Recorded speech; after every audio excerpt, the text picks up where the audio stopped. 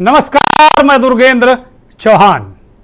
देश में जहां एक तरफ विपक्षी दलों के गठबंधन इंडिया की तीसरी बैठक मुंबई में हुई और अब चौथी बैठक दिल्ली में होने वाली है, वहीं दूसरी तरफ प्रधानमंत्री नरेंद्र मोदी ने एक देश एक चुनाव को लेकर एक कमेटी बना दी है, जिसको लेकर बहस तेज हो गई है। मोदी सरकार ने संसद का विशेष सत्र 18 से 22 सितंबर तक बुलाया गया है, जिसमें वन नेशन वन इलेक्शन को लेकर बिल पेश किया जा सकता है, ऐसी खबरें हैं। हालांकि ये भी कहा जा रहा है कि बहुत सारे बिल, चाहे यूसीसी हो या कुछ इस तरह के बिल भी पेश किए जा सकते हैं। तो अब तक इसमें कोई महत्वपूर्ण जानकारी या कहें कि कोई आधिकारिक जानकारी दी नहीं गई है। केवल अटकलों के आधार पर यह कहा जा रहा है कि ये एक तरीके से सरकार वन नेशन वन इलेक्शन वाला मसला लागू कर सकती है, बिल ला सकती है सदन में। इन अटकलों के बीच मायानगरी मुंबई में विभिन्न जो दल हैं, विपक्षी दल हैं, इंडिया वाले गठबंधन के 28 इनकी संख्या हो गई है, उनकी तीसरी बैठक मुकम्मल हो गई। एक बार फिर बीजेपी के खिलाफ 2024 के लोकसभा चुनाव की रणनीति और मंथन चिंतन यहाँ हुआ, लेकिन चिंतन के बाद एक बार फिर से गठबंधन का नेता कौन होगा ये एक तरीके से तय नहीं हो पाया, लोगो जारी नहीं हो पाया। स्लोगन जरूर जारी हो गया कि भारत को लेकर उन्होंने एक जो स्लोगन है वो जारी किया कि जब बढ़ेगा भारत तभी जीतेगा इंडिया। लेकिन अभी नेता, सीटों का बंटवारा, ऐसा लगा कि बंगलौर बैठक के बाद मुंबई बैठक में कुछ खास हुआ नहीं। अभी तक संयोजक पद को लेकर भी कोई चर्चा इस बैठक में हुई नहीं। इंडिया गठबंधन अपनी तैयारी में जुटा है, तो दूसरी ओर वन नेशन वन इलेक्शन की बात जो सोच है उसको भी एक तरीके से सरकार ने छेड़ दिया है। हालांकि लॉ कमीशन के 2018 की रिपोर्ट और उससे पहले संसदीय समिति की रिपोर्ट भी एक नज़ीर के तौर पर है। जो बहुत सारे विशेषज्ञों से बात हो रही थी, वो कह रहे थे कि भले ही सरकार बिल लाए, लेकिन वन नेशन वन इलेक्शन कराने में कम से कम 2 साल का वक्त तो लग सकता है। विपक्षी दलों के गठबंधन का आज एक तरीके से उन्होंने ये परसेप्शन बनाने की कोशिश की कि जो उनका गठबंधन है उससे नरेंद्र मोदी की सरकार एक तरीके से डर रही है। जो मूल मुद्दे हैं, अडानी का मुद्दा, क्रोनी कैपिटल का मुद्दा, भ्रष्टाचार का मुद्दा, इस तरीके के मुद्दों पर पर्दा डालने के लिए, ताकि 5 राज्यों के जो चुनाव हैं उनमें बीजेपी को लाभ मिल सके और जो मूल मुद्दे हैं, महंगाई, बेरोजगारी, ये मुद्दे नेपथ्य में चले जाएं, इसलिए ये वन नेशन वन इलेक्शन वाली बात कही गई है। बड़ा सवाल यही है कि वास्तव में अगर एक देश एक चुनाव हो जाए तो इसमें दिक्कत क्या है। मंथन में आज इसी पर हम चर्चा करेंगे।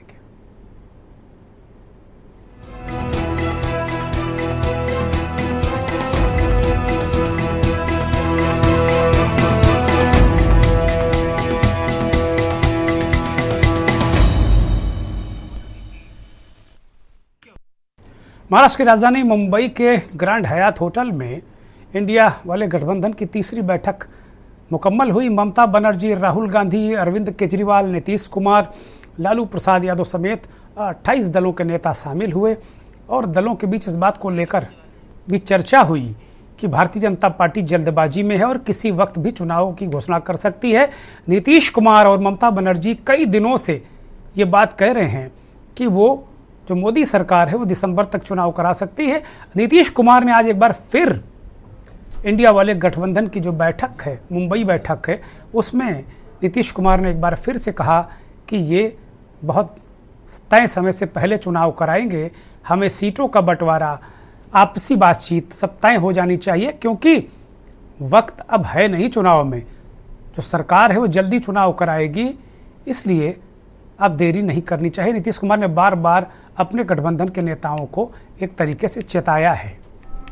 राजनीतिक दलों के भविष्य की जो रणनीति है, इसको लेकर जो इंडिया वाले गठबंधन के लोग थे, उन्होंने कहा कि इस पर काम होना चाहिए ताकि बीजेपी को काउंटर करने के लिए सही दिशा में वो आगे बढ़ सके। गठबंधन की बैठक में तकरीबन 63 नेता शामिल हुए, जुलाई में बेंगलुरु, उससे पहले पटना, जहां 26 दल शामिल हुए थे, और मुंबई बैठक में गठबंधन की जो संख्या साथियों की वो काफ़ी बढ़ गई है।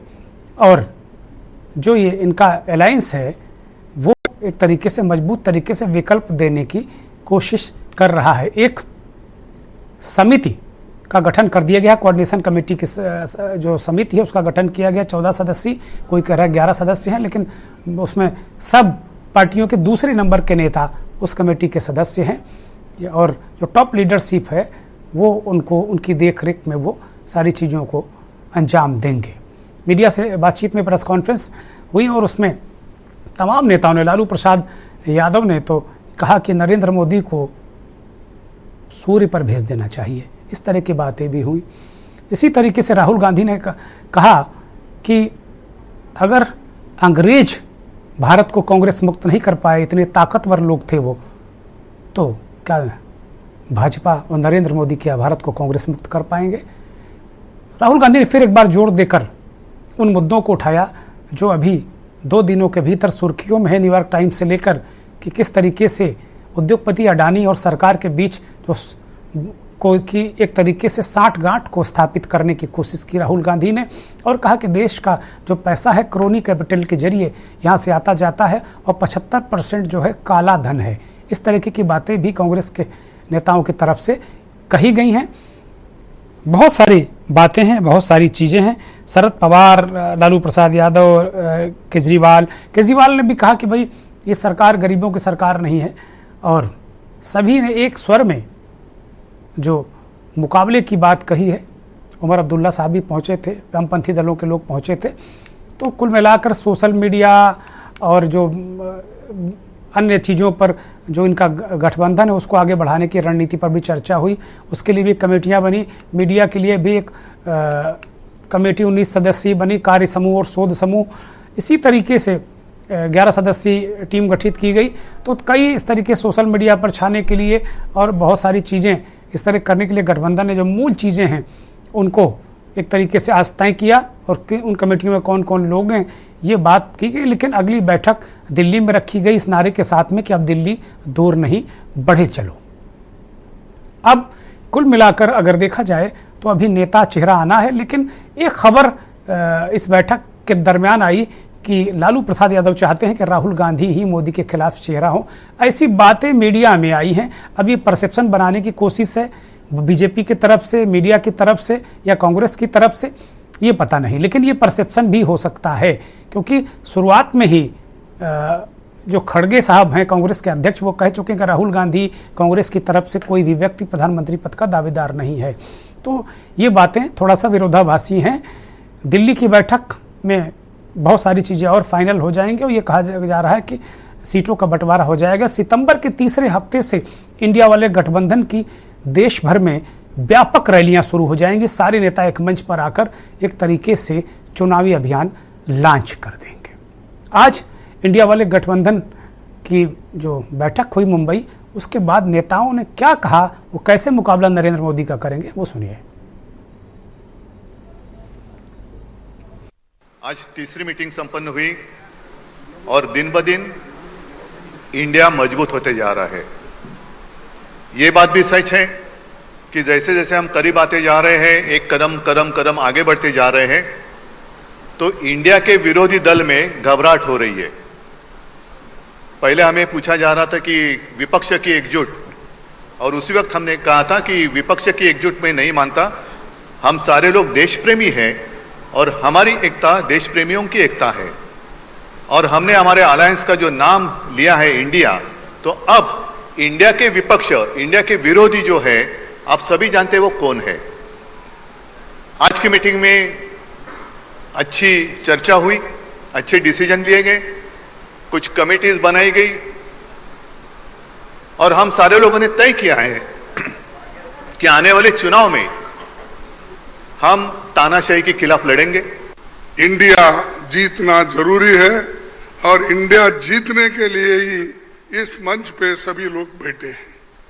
तो इसीलिए हम एक जो तय किए हैं, जो रेजोल्यूशन भी हम आप देखे हैं, और उसी ढंग से उस रेजोल्यूशन पे काम करेंगे, हर जगह मीटिंग करेंगे, हर स्टेट कैपिटल में हम जाएंगे और जो ये मुद्दे हैं, इन्फ्लेशन का हो, अनएम्प्लॉयमेंट का हो, हर चीज की जो बढ़त हो रही उसका हो, और ऑटोनोमस बॉडीज को सत्यानाश कर रहे हैं, और चाहे ईडी, सीबीआई, विजिलेंस, हर एक ऑटोनोमस बॉडी का मिसयूज कर रहे हैं।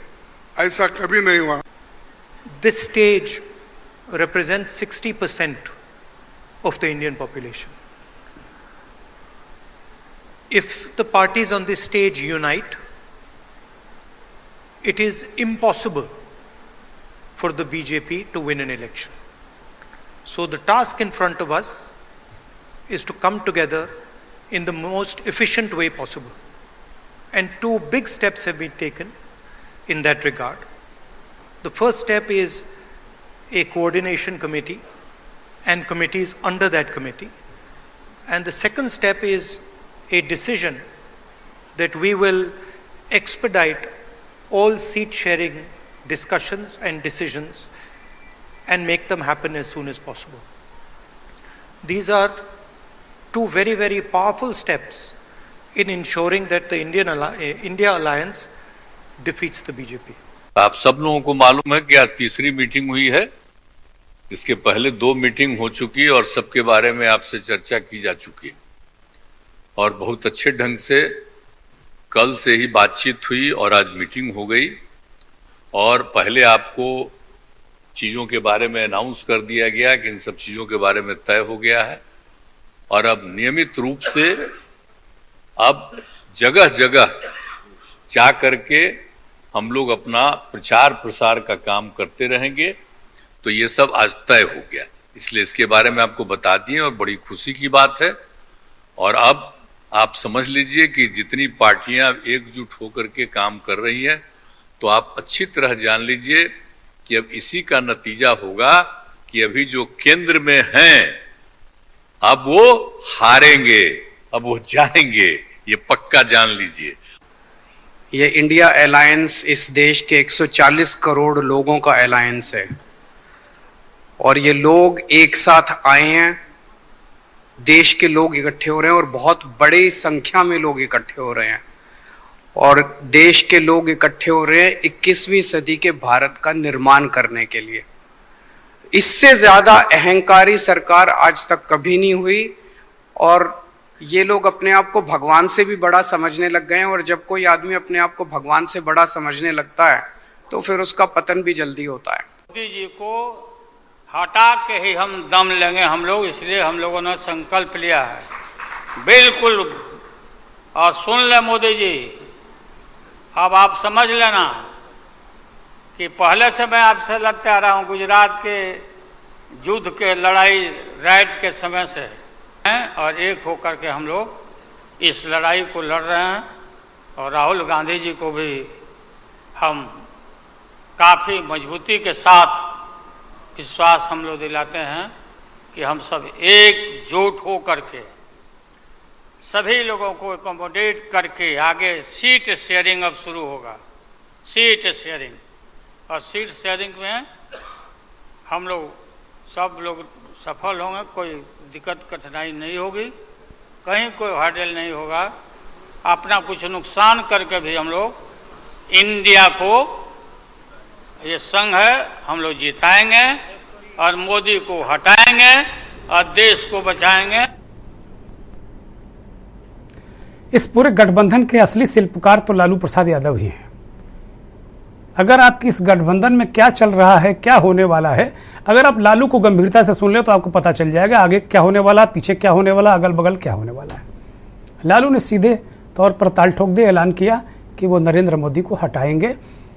राहुल गांधी को उन्होंने विश्वास दिलाया कि हम सब एकजुट रहेंगे। राहुल गांधी को क्यों विश्वास दिला रहे हैं, इसको लेकर ही आज मीडिया में खबरें हुई कि नहीं, लालू प्रसाद यादव चाहते हैं राहुल गांधी प्रधानमंत्री के उम्मीदवार हों।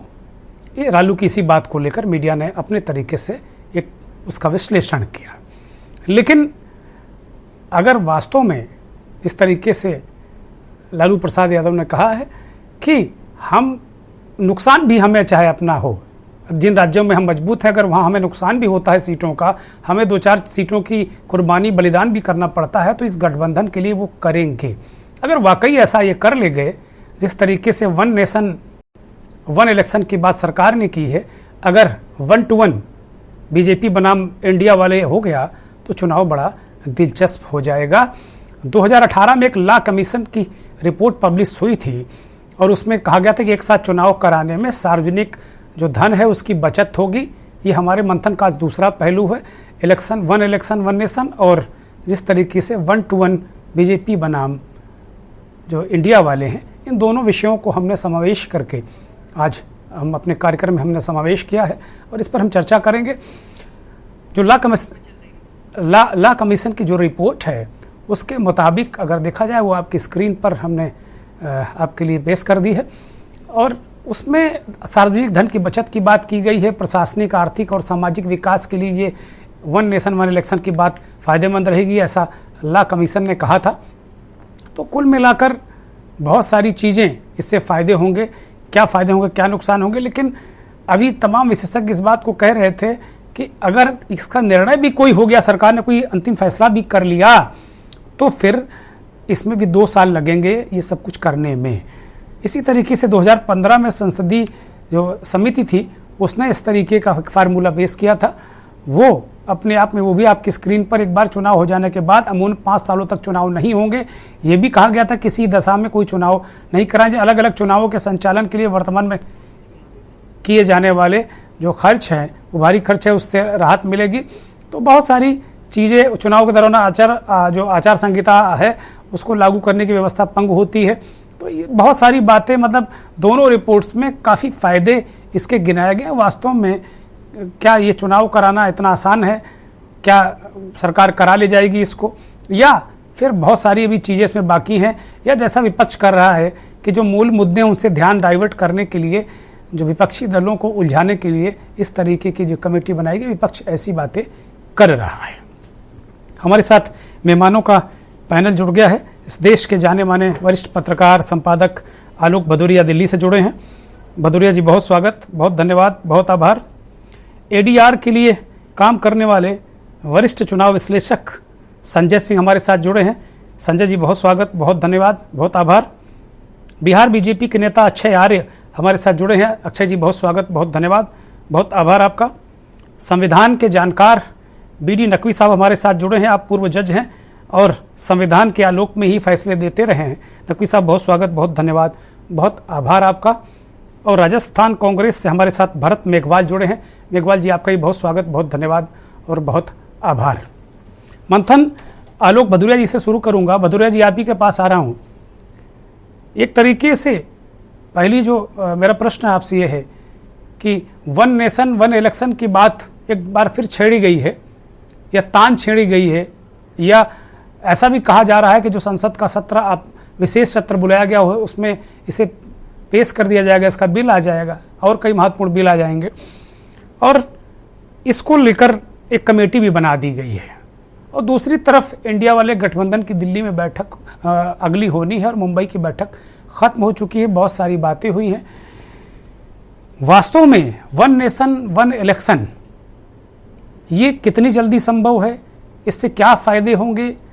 क्या राजनीतिक सुधार होंगे? और जो जैसा विपक्ष कह रहा है कि मूल मुद्दों से ध्यान भटकाने के लिए ये राग छेड़ दिया गया है, इससे कहाँ तक सहमत हैं भदौरिया जी?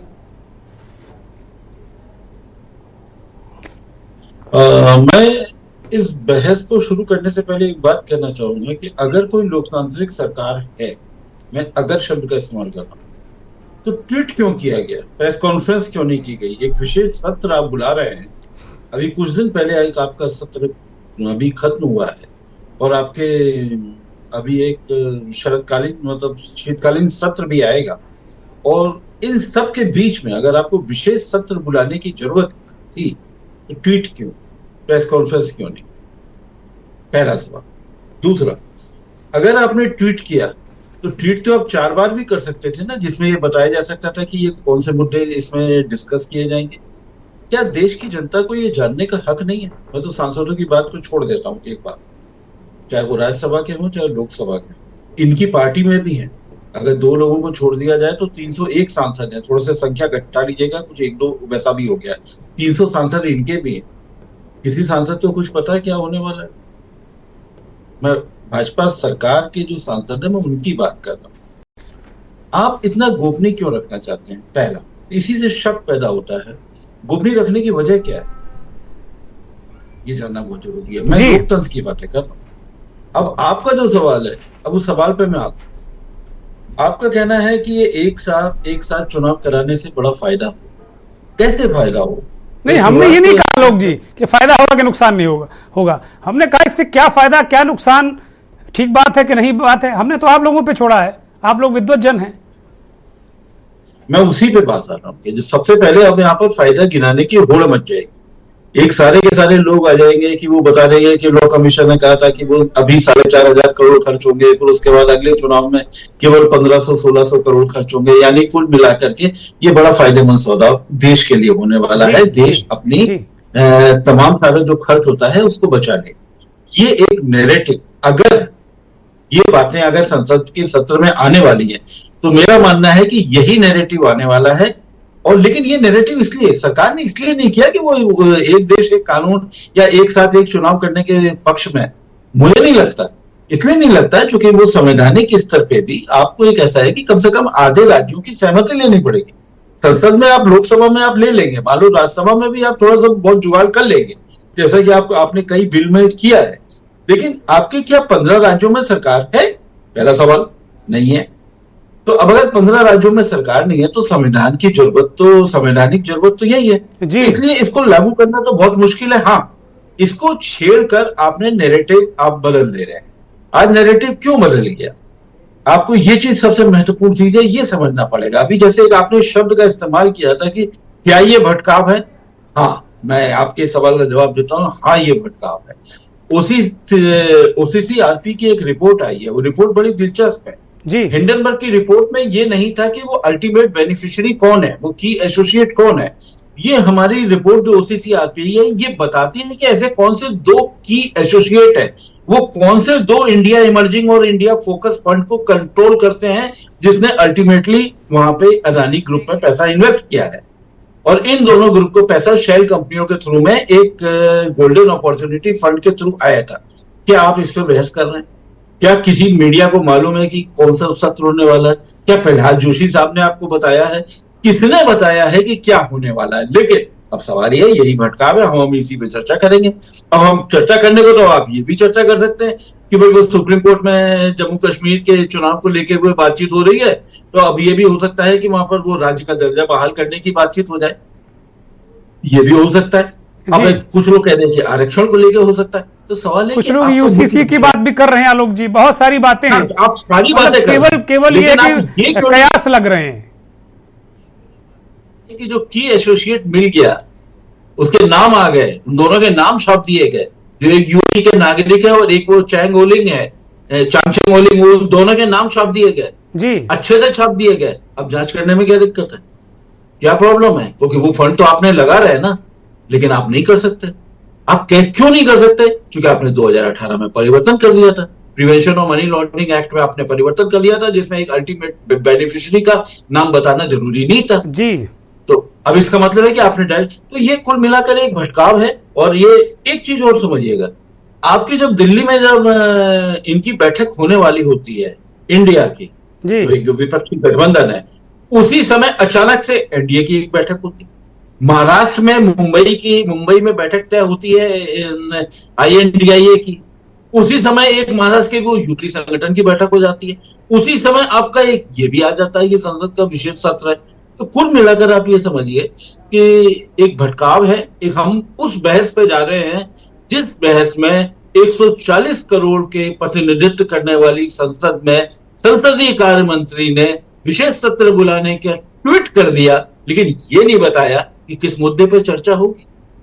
ये मेरा सवाल सबसे महत्वपूर्ण है। अब हम इसके फायदे गुणों उस पर नहीं जाऊंगा, वो मैंने एक लाइन में आपको बता दिया। आधे राज्यों में इनकी सरकार नहीं है, लोकसभा से संसद से आप भले ही पारित करा लें, राज्यसभा से जुगाड़ कर लें, लेकिन अगर आधी विधानसभाएं नहीं देगी तो ये संवैधानिक चीजें नहीं होगी। एक चीज और ध्यान रखिएगा। ठीक आलोक जी, एक संजय सिंह का रुख करेंगे, चुनाव विश्लेषक हैं।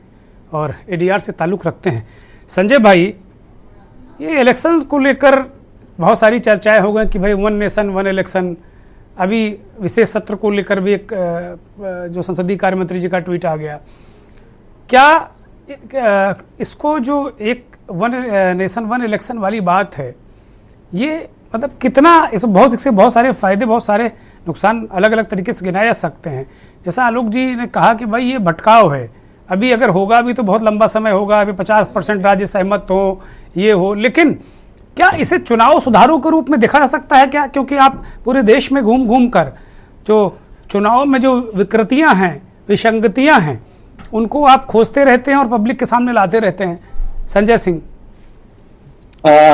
मैं बहुत ही आपकी बात से सहमत हूँ।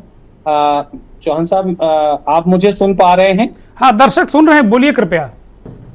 तो मैं आपको पहले तो धन्यवाद देना चाहूंगा कि आज ही ये विषय बहुत चर्चा में है और आपने बहुत ही समसामयिक विषय पे चर्चा आयोजित की है।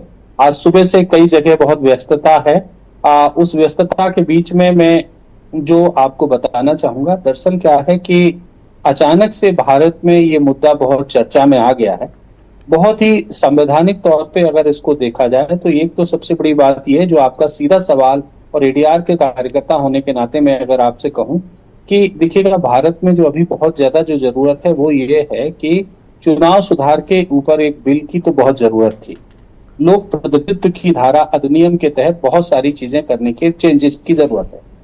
वन नेशन वन इलेक्शंस में बिना उन चेंज किए हुए अगर आप अपराधी लोगों पे कोई लगाम कसने का आपका कोई कानून है नहीं, चुनाव में खर्चे की कोई सीमा आपने बांधी नहीं है, आपने ये देखा नहीं है कि सत्तारूढ़ दल के लोग कैसे उसका फायदा उठाएंगे। ड्यूरिंग द इलेक्शंस जो ऑब्जर्वर्स के सामने जो शिकायतें आ रही, उनके निस्तारण के लिए कोई ग्रेवन रिडेसल्स मैकेनिज्म आपने स्थापित नहीं किया है।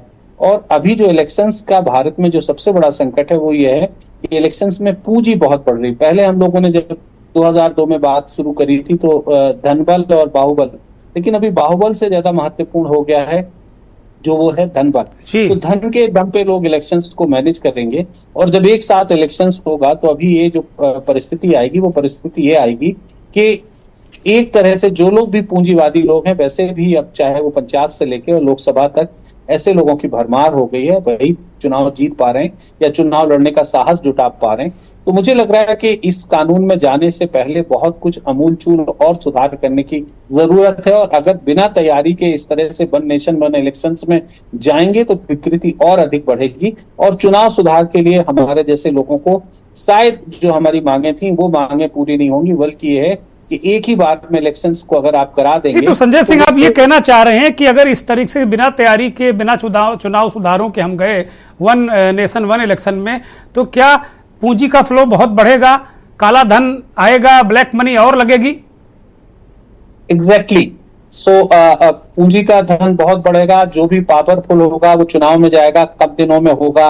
और सबसे बड़ी बात ये मैं यहाँ पर अपने आपके माध्यम से आपके चैनल के माध्यम से दर्शकों को बताना चाहूंगा। देखिए, भारत में बहुत बड़े पैमाने पर वाटर लिटरेसी, जिस तरह से वोटर लिटरेसी की जरूरत है, तो वोटर लिटरेसी नहीं होगी। और अगर आप देख लीजिएगा, अगर गांव के परिप्रेक्ष्य में चुनाव होता है तो एक ही बार में 5 तरह के बैलेट पेपर मिलेंगे। और हम भारत के जिस तरह से आप इस देश में देख रहे हैं कि एक बहु संख्या में ऐसे लोग हैं कि जो अभी ठीक से वोट अभी नहीं कर पा रहे हैं, उनको अपना वोटरल, जिसको इलेक्टोरल राइट्स का प्रॉब्लम है, उनको वोट तक नहीं पता है। एग्जैक्टली जो समस्या आने वाली है वो समस्या ये आने वाली है कि इलेक्टोरल रोल जो है लोगों का खत्म हो जाएगा। लोग उभा पोई की स्थिति में और आपाधापी की स्थिति में, जहां जहां 5 तरह के काउंटर लगेंगे, लोग वोट डालेंगे और उससे एक प्रतिनिधित्व की जो गुणवत्ता होनी चाहिए, लोक प्रतिनिधि की योग्यता होनी चाहिए, मुझे लगता है कि वो और ठीक ढंग से नहीं आ पाता। जी, ठीक बात है। मैं नकवी साहब का रुख करूंगा, संविधान के जानकार और जुडिशरी में ऊंचे ओहदों पर रहे। नकवी साहब, ओवरऑल अगर इसको देखें तो जैसे आलोक जी ने कहा कि जब जब दिल्ली में कुछ होता है तो इस तरह की चीज़ें होती हैं। आलोक जी ने उसका राजनीतिक विश्लेषण किया और एक तारीखों के से मेल भी उन्होंने उसको स्थापित करने की कोशिश की। लेकिन वो कह रहे हैं कि भाई इसमें बहुत सारी चीज़ें भी हैं और ये जो है इसके फायदे आप बहुत सारे गिना सकते हैं, लेकिन आलोक जी इस पक्ष में नहीं है कि बहुत सारे इसके फायदे गिनाए जाएं। एक संवैधानिक दृष्टि से इसको कैसे देखते हैं आप नकवी साहब?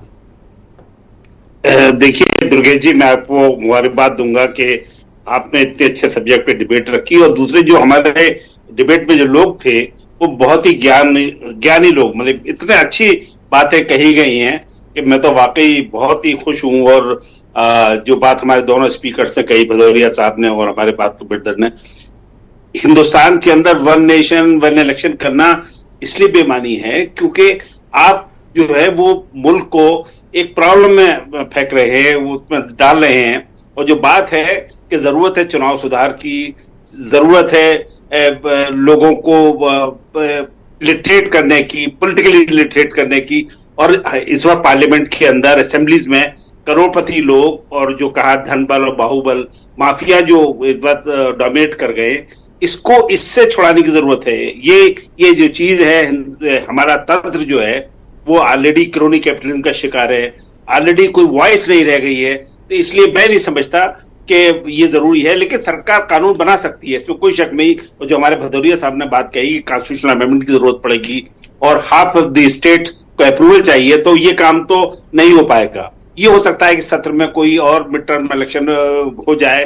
तो इसलिए एक बात जो बहुत जरूरी है कि ये कहते हैं वन नेशन, हिंदुस्तान के अंदर हमारे कंट्री में एक लैंग्वेज। नकवी साहब सुखबुगाहट इसलिए है ना कि उन्होंने कमेटी भी बना दी, इसलिए थोड़ी सी सुखबुगाहट है।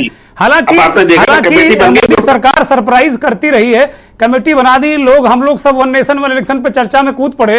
हो सकता है यूसीसी आ जाए या मध्यावधि चुनाव की बात कर लें, कोई दिसंबर में हम चुनाव करा सकते हैं, तो इस तरह की बातें भी हो सकती हैं। इस बात को तो हमारे योगी जी और जो बीजेपी के मंत्री है, चीफ मिनिस्टर्स हैं, शर्मा साहब, यही सपोर्ट नहीं करेंगे। अभी 1-2 साल हुए उनको चीफ मिनिस्टर बने, इतना बड़ा टर्म है, वो चाहेंगे कि उनका टर्म खत्म हो जाए। विद इन बीजेपी मैं समझता हूं कि इस प्रपोजल को लोग वेलकम नहीं करेंगे।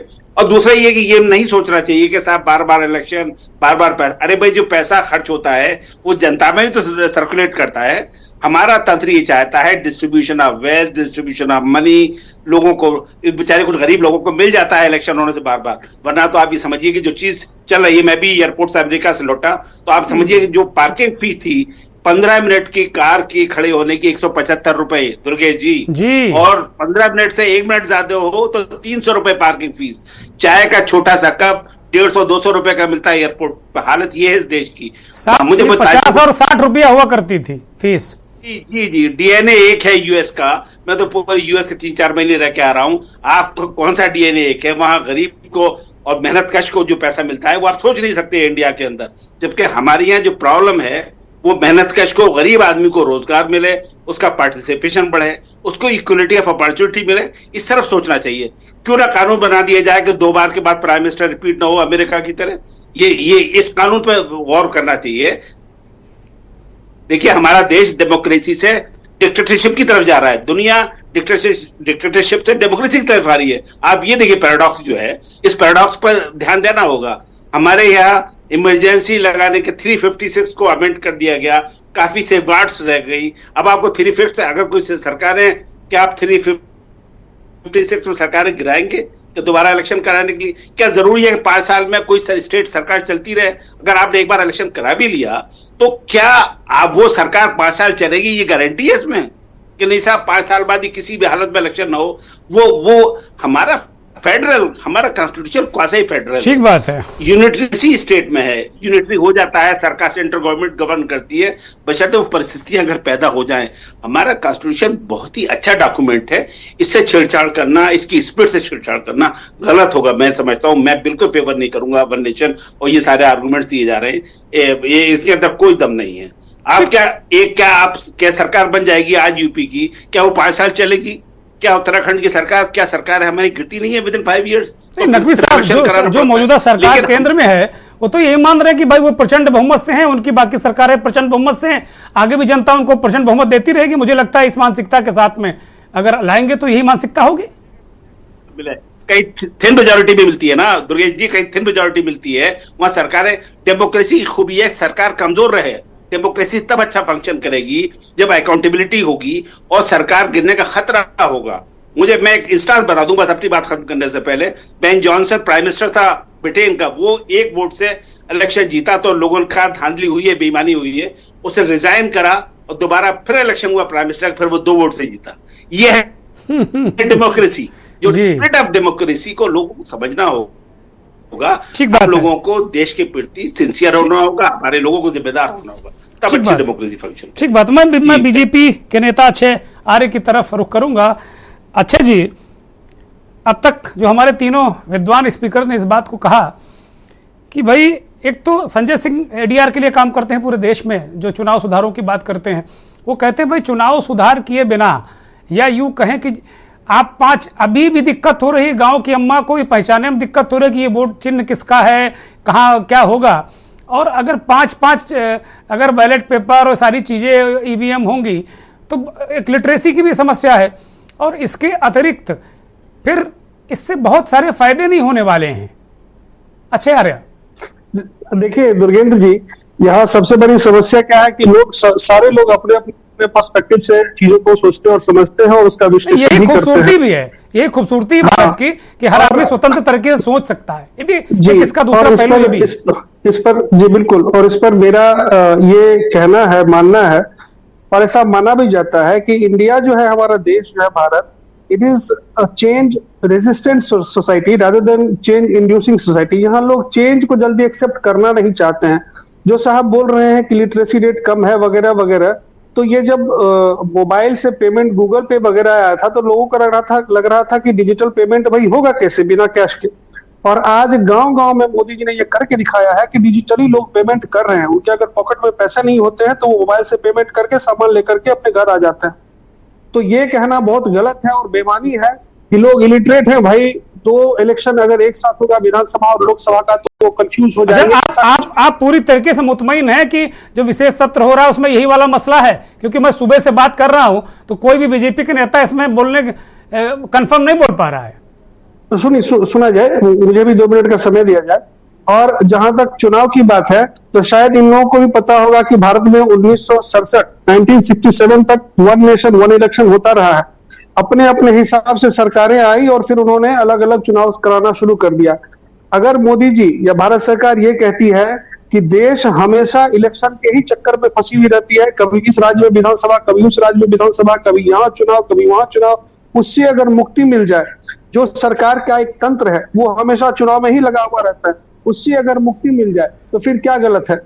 अपने अपने तरीके से लोग चीजों को भले ही रख दे, लेकिन जो सरकार कह रही है। और तीसरी बात मैं यहाँ कहना चाहूंगा कि अगर कोई ये कहता है कि यहाँ डिक्टेटरशिप शुरू हो गया है और लोकतंत्र नहीं है, तो साहब नरेंद्र मोदी को लोगों ने प्रधानमंत्री बनाकर बैठा है, जर्मनी और अमेरिका से किसी ने नहीं बनाया। हाँ, अच्छे अरे ये भी आज चर्चा थी सोशल मीडिया पर कि कहो ये भी फैसला आ जाएगा, अब चुनाव ही नहीं होगा, सी जिनपिंग की तरफ चुनाव ही नहीं कराएंगे। ये भी बहुत सारी उलझुल की बातें चल रही थी।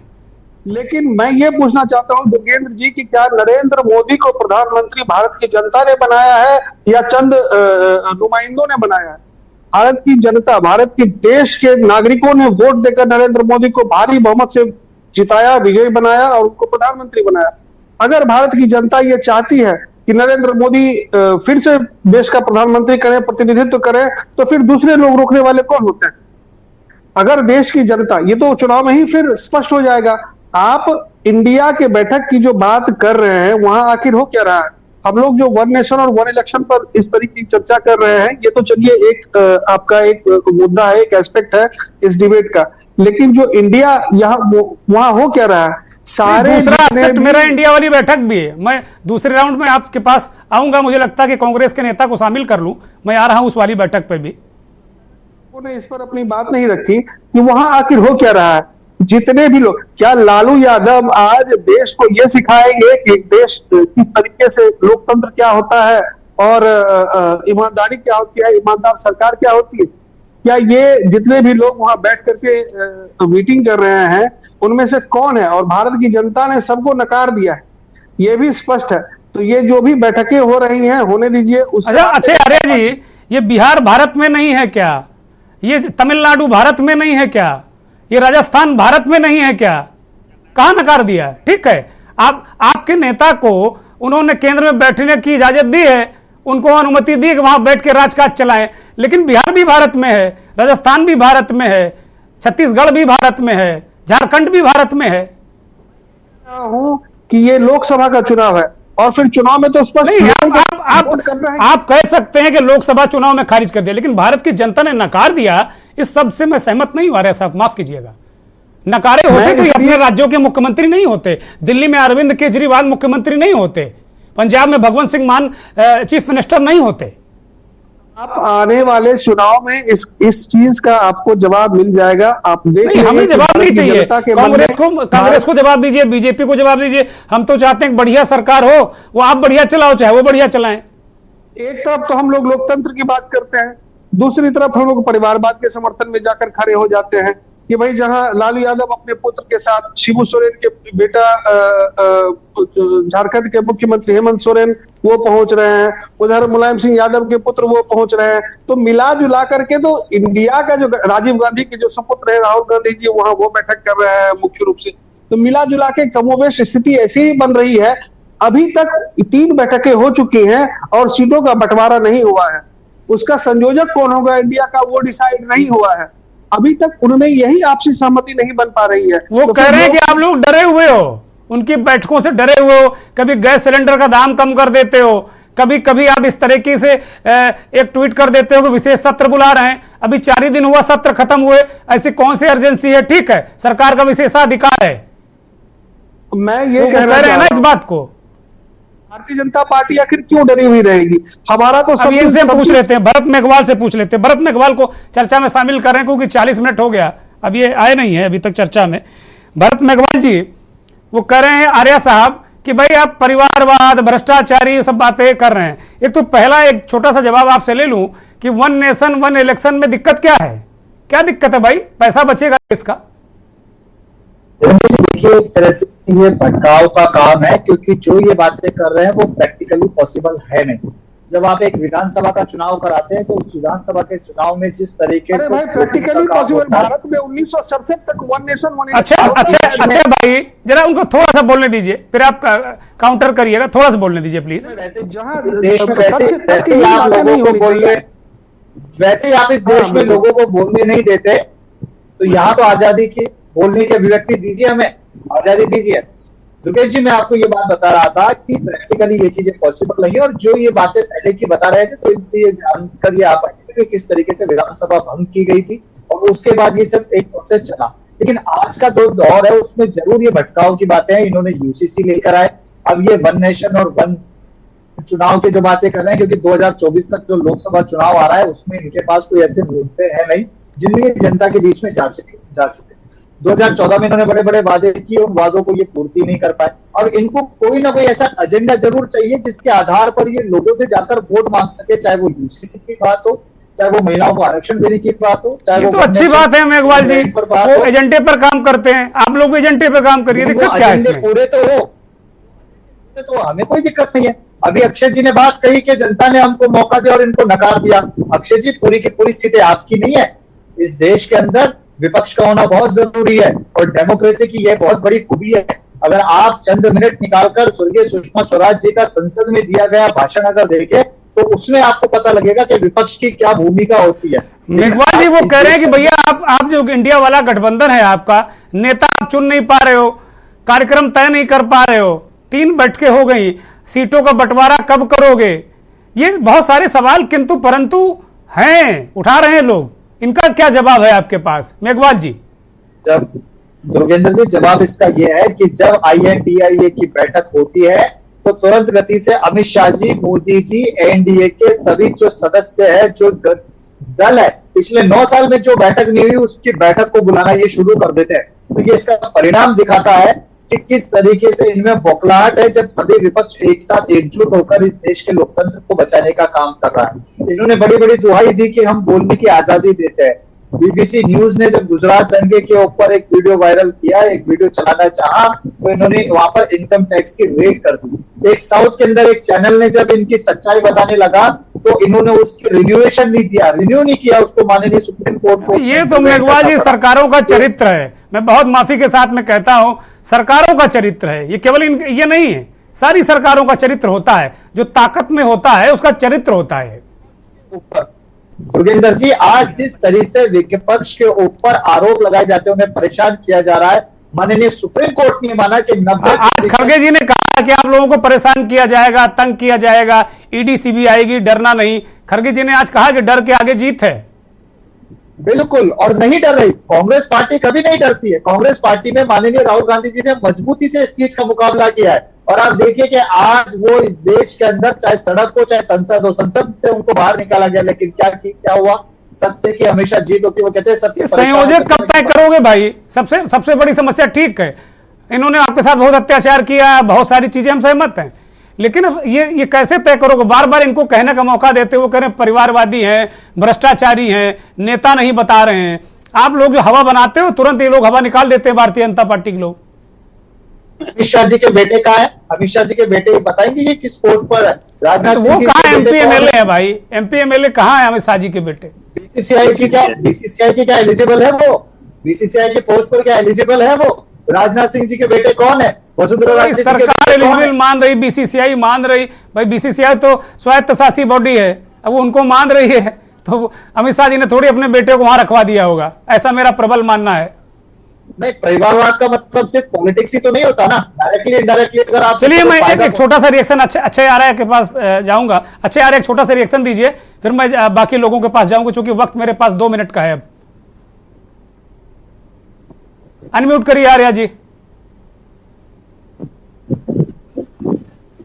आर्या जी हम आपको सुन नहीं पा रहे हैं, कृपया अनम्यूट करिए। हाँ, एक जो बात है वो बड़ा ही कंफ्यूजिंग लग रहा है मुझे तब से, चूंकि एक पैनलिस्ट ने भी अभी आपके चैनल पर बोला, और ये जो कांग्रेस के प्रवक्ता साथी हैं वो भी ये चीज बोल रहे हैं कि जब इंडिया की बैठक होती है उसी समय एनडीए की बैठक करे। भाई क्यों ना किया जाए बैठक, और उससे क्या आपत्ति है आपको? आप कभी बैठक करिए, हम भी बैठक कर रहे हैं, ये तो चुनाव है और चुनाव में तो बैठकें होती ही रहेंगी। तो ये इसमें आपको कहां से लग रहा है कि आप लोगों को ये दिखाने की कोशिश कर रहे हैं कि भाई ये इंडिया का प्रभाव है, INDA की बैठक का प्रभाव है कि एनडीए की बैठकें हो रही? ऐसा कुछ भी नहीं है। ये ऐसा हो सकता है कि भाई डेट सेम हो, और अगर मान लीजिए कि इंडिया के बैठक के समय में भी एनडीए की बैठक की गई, तो इसमें कहीं से कुछ ये तो नहीं नजर आता है कि भाई भारतीय जनता पार्टी डर के कारण बैठकें कर रही है उसी समय में। इसका कहीं कोई सामंजस्य नहीं है, इसलिए बार बार इस चीज को दोहराना बंद करें। और आप जिस वक्त ये क्लियर हो जाएंगे कि आपके बैठक का जो है पूरा ये जो खिचड़ी पक रही है, इसका मुख्य भोजनकर्ता कौन है जो भोजन को खाएगा, और आपके जो ये अच्छा आर्य साहब, आप लोगों को बड़ी चिंता रहती है कि किसको चेहरा बनाएंगे, आप लोग भी परेशान रहते हैं बीच में। इनकी खिचड़ी में नजर लगाए रखते हैं कि हींग से छौंक रहे हैं, कि लहसुन डाल रहे हैं, कि जीरा डाल रहे हैं। आप लोग भी बहुत क्लोज नजर रखते हैं भाई, गजब है। बंटवारे की बात आएगी उस समय जो मुंह फुलाने का जो कार्यक्रम चलेगा, जरा वो भी आप मीडिया के माध्यम से एज्यूम करते रहिए, आप इस बार एज्यूम करते रहिए, आप देखिएगा। भारतीय जनता पार्टी बड़ी ही मजबूती के साथ चुनाव में उतर रहे हैं नरेंद्र मोदी जी के नेतृत्व में, कहीं कोई इफ एंड बट नहीं है। आप लोग अपना देख लें। ठीक बात है, मैं संजय सिंह के पास जाऊंगा, चूंकि मेरे पास अब वक्त बिल्कुल मात्र 1.5 मिनट का है। संजय सिंह आपके पास आ रहा हूं। वास्तव में 1 नेशन 1 इलेक्शन पर तो आपने बहुत मजबूती के साथ में चुनाव सुधारों की बात कर दी। अब थोड़ा सा जरा इस विषय पर भी प्रकाश डालिए कि भाई ये जो इंडिया वाला गठबंधन है, ये कोइंसिडेंस है कि भाई इनकी बैठक होती है तो वो जैसा अभी कहा, हालांकि बीजेपी के प्रवक्ता ने इसको कंट्राडिक्ट किया कि ऐसा नहीं है, और कांग्रेस वाले कहते हैं कि अभी तक 9 साल तक एनडीए की याद नहीं आई, तो पता नहीं कहां से ढूंढ लाए 25 दल जिनका ना बोर्ड है, ना झंडा है, ना डंडा है, ना एजेंडा है, ऐसे दलों को लेकर आप आ गए और तुरंत आपको एनडीए के साथी याद दिला दिए। मोदी जी ने कहा कि भाई जो गलतियां हुई हों उनको हम मान रहे हैं कि भाई उनको सुधारा जाएगा। मोदी जी ने बहुत दिल खोल कर लोगों को गले लगाया। तो क्या ऐसी परिस्थितियां बन रही हैं क्या विपक्ष इस देश में? क्योंकि आपने कर्नाटक में भी जो कुछ कहा था उसके इर्द गिर्द ही मसला रिजल्ट सामने आया संजय सिंह, इसलिए आपकी बात बड़ी महत्वपूर्ण है। क्या कोई माहौल बन रहा है क्या कि ये केवल इंडिया वाले हवा बनाए हुए हैं केवल? देखिएगा, ये दरअसल मैं तो चुनाव का विद्यार्थी हूं, और अभी जो भारतीय जनता पार्टी के विद्वान प्रवक्ता जन जो अपनी बात कह रहे थे, सहमति और असहमति दोनों चीजें हो सकती हैं, लेकिन हम तो तटस्थ होके, ना हम इंडिया की तरफ हैं, ना हम जो है वो एलायंस के रजक एलायंस के तरफ हैं। तो फिलहाल जो तो इस तरह से जो पूरी परिस्थिति है वो परिस्थिति यह है कि भारत में 2024 का इलेक्शन बहुत महत्वपूर्ण है दोनों दलों के लिए।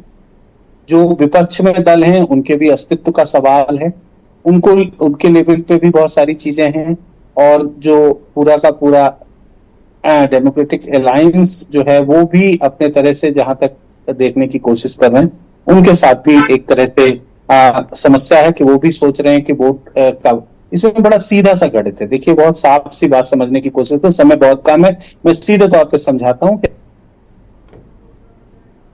जी नकवी साहब, एक 10 सेकेंड में एक छोटी सी टिप्पणी।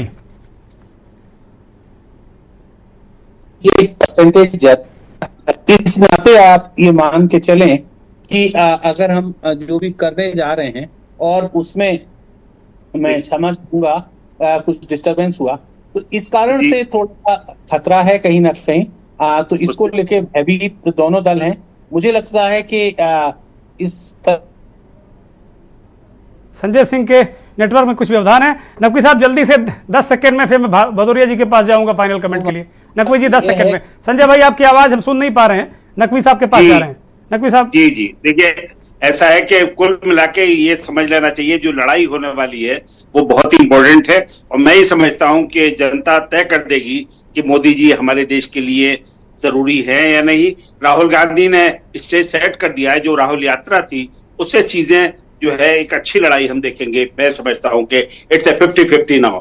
ठीक है, भदौरिया जी अंतिम टिप्पणी। भदौरिया जी,